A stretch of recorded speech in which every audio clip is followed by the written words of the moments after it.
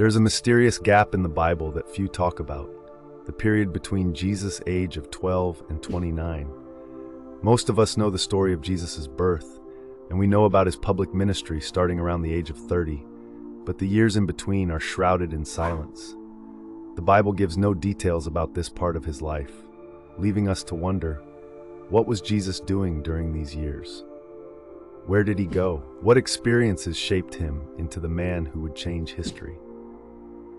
What if I told you that there is a hidden story from this very period that was deliberately removed from the Bible? A story so powerful that it could change everything we know about Jesus and our relationship with God. A story so personal, so profound, that it reveals a secret conversation between Jesus and a troubled man who challenged God like no one before. This missing chapter could unlock the true message of Jesus Christ, a message that was considered too dangerous to be shared with the world. Stick with me until the end to discover the shocking truth behind this forbidden story and the secret it holds. It begins in the ancient lands of Bethlehem, where Jesus was born, a place steeped in mystery and divine prophecy. The story tells of a man named Elias, a simple farmer struggling with despair. His life was one of constant hardship. His crops failed year after year, his family faced poverty, and no matter how hard he prayed, nothing ever seemed to go right. Elias was fed up. He grew angry at God, wondering why he had been cursed to live such a miserable existence. One day, in a fit of rage, Elias went to a hilltop and cried out to God, "Why have you forsaken me? Why do you bless others and leave me to suffer?" His voice echoed through the empty fields, but no answer came. Frustrated, he turned his back on the heavens and vowed never to pray again. This was a man at the end of his rope, consumed by bitterness, and yet it was in this moment of deep despair that something extraordinary happened.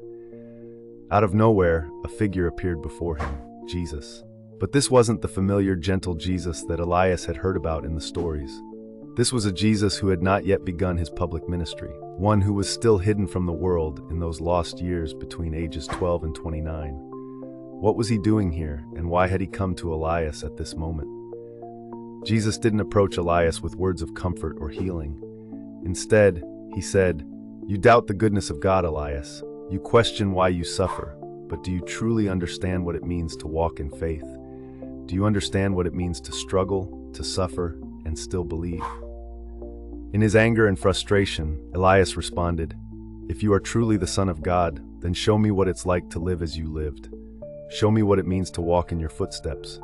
Show me why it has to be this way." And so Jesus did. He didn't give Elias an easy answer.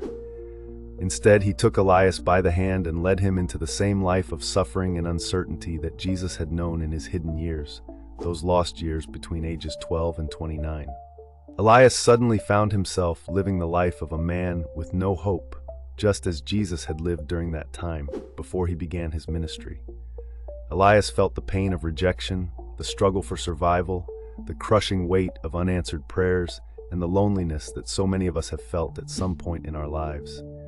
For the first time, Elias truly understood the pain of walking in faith, as Jesus had done during those years. As Elias struggled in this new life, something incredible began to happen. He no longer felt the need to beg or plead for God's mercy. He began to communicate with God, not with the desperation of a man seeking a miracle, but with the honesty of someone who was learning to walk with God in the midst of pain. Elias's raw emotions and struggles didn't drive him further away from God. They brought him closer. Through this process, Elias discovered something extraordinary, a secret way of speaking to God, one that was more intimate, more direct, and more powerful than any ritual or prayer he had known before. He learned that God didn't just want the polished, perfect prayers of the faithful. He wanted the messy, unfiltered cries of the heart. Elias learned to speak to God as a friend, as an equal, as someone who could question and challenge and still be heard. Jesus, having walked that hidden, unrecorded path, showed Elias how to speak directly to God, not out of formality, but with honesty, with emotion, and with trust that God would hear him. But this secret wasn't something the world was ready for. If it were revealed, people would no longer rely on priests or intermediaries to speak to God. They would have the power to speak directly to the Creator in the same raw, honest way that Elias had learned. It would change everything: how people approached faith, how they prayed, and how they understood their relationship with God. And that, the early church believed, was far too dangerous to let out into the world. So, this story was erased. It was buried, hidden from history, and the truth was lost. The power to speak to God directly, without pretense or ritual, was locked away, never to be revealed. But there's a deeper message in this lost story. The hidden truth of Elias's encounter with Jesus is not just about a miraculous moment of divine intervention.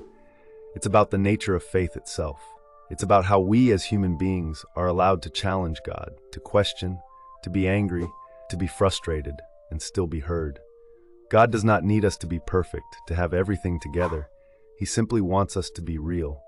He wants us to come to Him in our brokenness, in our confusion, in our pain. And in return, He will meet us with understanding, with compassion, and with the quiet guidance we need to continue on our path. The story of Elias is a powerful reminder that God is not distant or cold. He is not a tyrant waiting to punish us for our doubts or anger.